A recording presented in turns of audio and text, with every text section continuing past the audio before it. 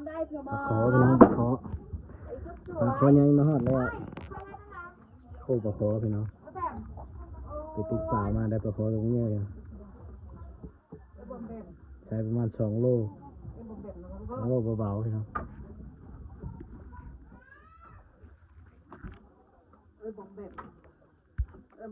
นี่ก็ปลาหญ้า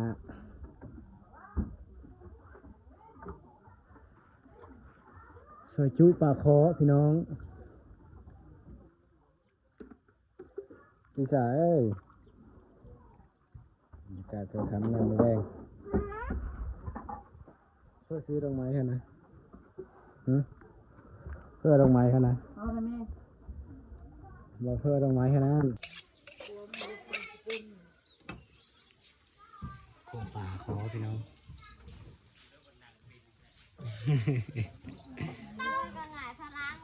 ถ่ายคลิปก่อนไปซื้อนั่งกิฟ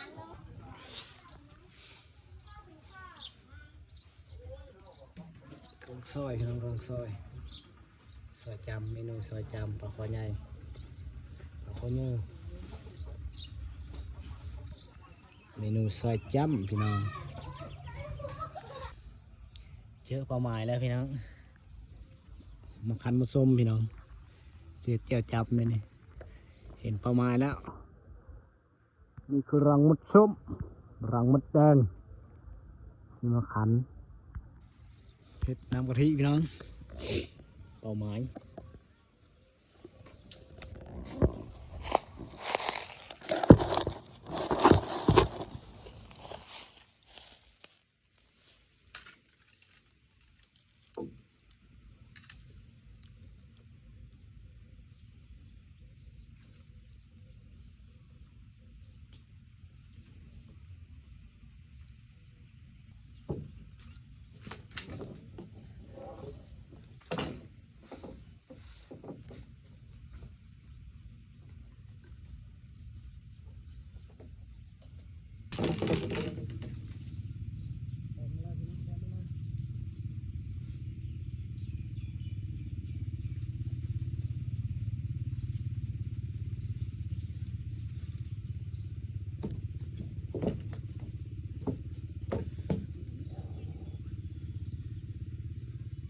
พี่น้อง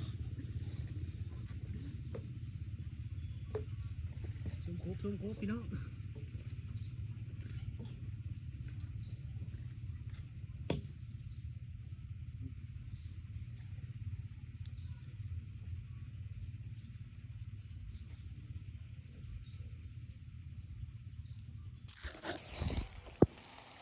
ได้น้อยหนึ่งพี่น้อง